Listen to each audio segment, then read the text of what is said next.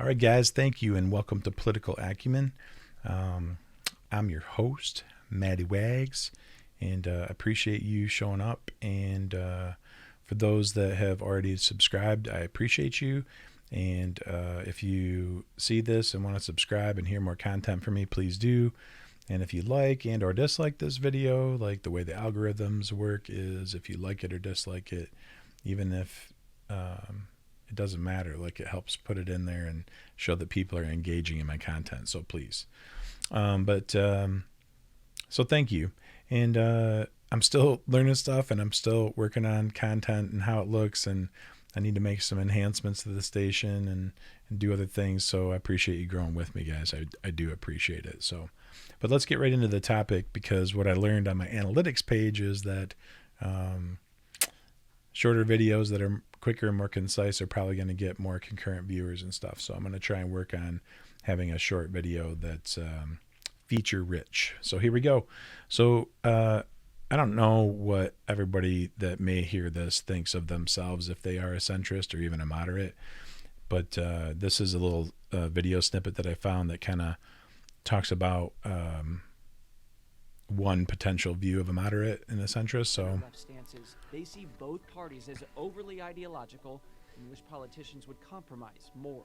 We see that opinion a lot show up in polls about compromising, but by their very nature, these people aren't marching in streets, turning cities upside down to demand hand-holding in Washington. No, instead, they operate and vote many times alone. Many moderates are also swing voters. The Third Way poll found that 33% of them vote equally for Republicans and Democrats. It depends on the issue, depends on the candidate. That's why every 4 years, after revving up the base with supercharged partisanship, the major presidential candidates then try to recruit moderates to strengthen their ranks and give them the winning edge. And it's going to happen again in 2020 because they need the mythical moderates. So, if you watch this video fully through, they talk about how later in the general, the Republicans and the Democrats will kind of cherry pick certain issues to pull those centrists in, because they can vote either way, and sometimes don't vote if they don't feel like there's a good candidate that speaks to them. So that's not completely the point of the video, is to talk about centrism or that type of stuff, but more like what's happening within the Democratic Party right now. And one of my perceptions on what the establishment Democratic Party, those are like the leadership, the powerful within the Democratic Party, what they are doing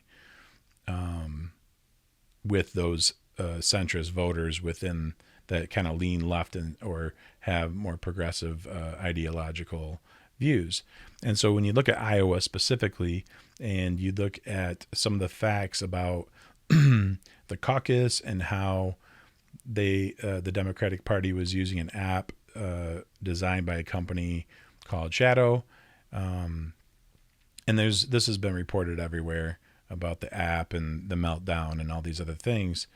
But when you do some digging, you start to find some connections, and I didn't find this out. Some of the people I listened to brought this up, but I'm going to go in this order and talk about Buttigieg's ties to Zuckerberg, which you can see on the screen there, that they overlapped at Harvard. But I'm going to play this quick video. He was also one of the Facebook's first 300 users. Buttigieg was one of the first 300 Facebook users, okay? The staff recommendations from Zuckerberg are the first evidence of the Facebook CEO actively assisting a presidential campaign. So he says, here's what just happened. The Iowa Democratic Party and the DNC sat on remaining results to release right before Mayor Pete does a CNN town hall. They then pretend to declare him the winner when there are specific problems yet to be fixed that would make Bernie win. Think about the level of coordination it takes to try to pull off such a brazen, fraudulent move. It takes the Iowa Democratic Party, the DNC, and CNN all working in cahoots. So, I mean, this may not make a lot of sense to all of you because maybe you're not into politics as deep as I am, but essentially what he's talking about is that the idea of the CEO of Facebook, which, I mean, billions of people use. And, Facebook has algorithms, which are basically computer programs that show traffic and show what people like and dislike and they use that data to see trends. And so their analytics are very powerful. The information about human behavior and what they are triggered by and what's important to them through the behavioral sciences that they use in Facebook algorithms, that data can be very powerful to campaigns, to anybody that cares about how to influence a population. And you may think that that's okay, and maybe it is okay, but is it okay for a chum buddy of Zuckerberg to be using Facebook's data to help him win elections? So this is a little bit separate from the whole shadow app issue, but when you look at Federal Election Commission filings, which is the FEC, which this is a .gov website, so this is public domain. You can see right here, Pete for America. So his presidential campaign donated, $43,000 to Shadow Inc., which they were responsible for the app that was used to help calculate votes in the Iowa caucus, and was also slated to be used, seems like, throughout the rest of the Democratic primary. Now, this may also be something that's benign, and maybe it's not a big deal, but if the software fails and the software is being used to calculate a victor and vote tallies, and if you do some of your own digging, you can find that there are published discrepancies with the vote counts in Iowa and the subsequent delegates that are being awarded to Pete are not commensurate to the amount of votes that he received. I don't necessarily believe in absolute coincidences, so I think that coincidence does exist, but this doesn't, to me, seem like a coincidence. One small note is that Biden also donated to the Shadow Inc. company that developed this app, albeit $1,225, so maybe not super influential, and it was for text messaging services. I don't know what that means, and that's definitely different than what Pete was on record for, software rights and subscriptions. I don't know what any of this means.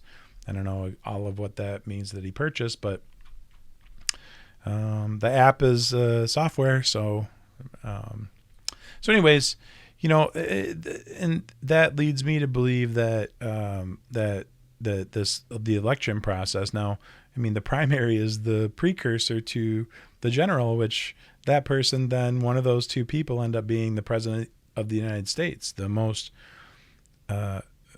arguably the most powerful man on the planet. We hear this all the time. America is the greatest country on the planet, and the most powerful man on the planet is the president of the United States.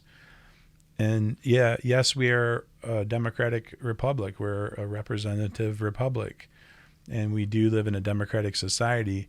And no, not everything about our elections are democratic. The Electoral College and some of the other things that we do aren't democratic in the sense of each person gets a vote.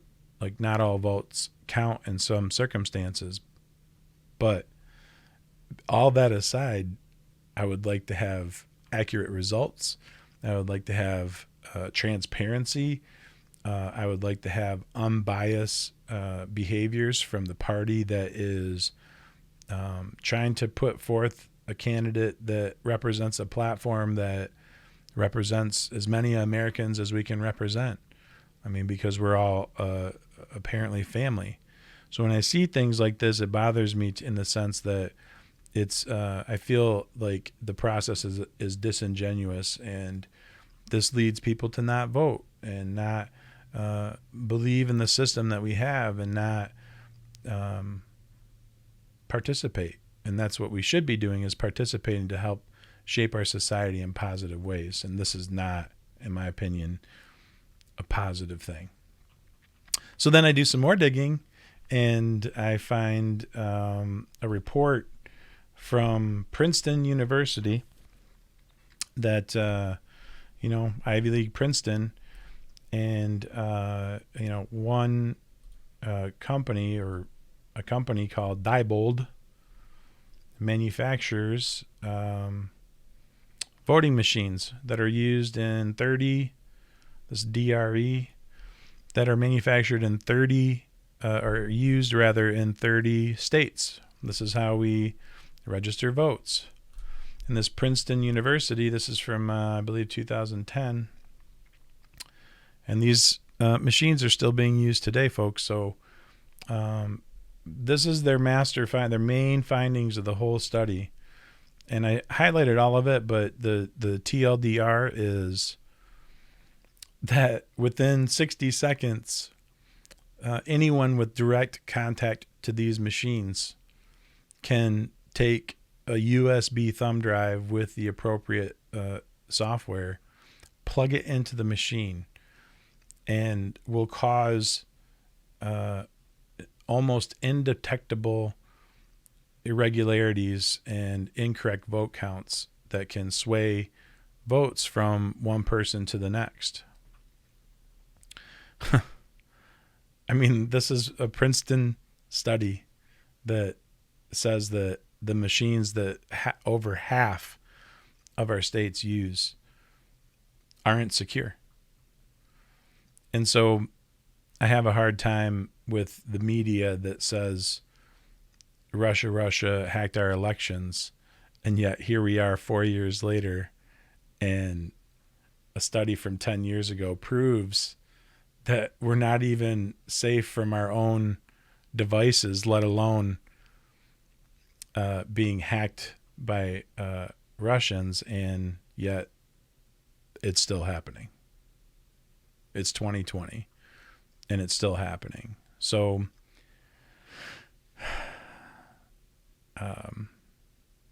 I hope you like what I'm saying. These are all questions that I have, and my goal is to invoke thought, and hopefully people discern or learn or gain some perspective on some of these things, because I feel that some of these topics, and hopefully a lot of these topics, that many people will see and agree that we need to have more discussion. We need to have more intelligent conversation, and frankly demand more from the people that we elect to represent us, that they're actually representing us, and the people that we want doing the job are the people doing the job. So please like and subscribe. Please leave a comment. If you didn't like the video, I'm okay. Leave a thumbs down and give me some constructive criticism. If you have ideas that you want to hear about, or topics or things you don't understand, I'll never say that I know everything. I'm here to learn like you are. And I want to promote a community where we can all have a conversation in spite of some of our differences, and take our country back.